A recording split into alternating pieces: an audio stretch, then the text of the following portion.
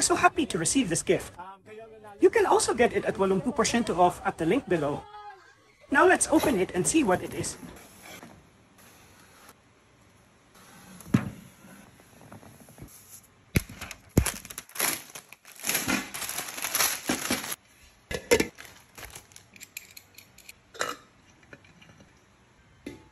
So, nagpabili ako sa kaibigan ko nito and I have few pieces.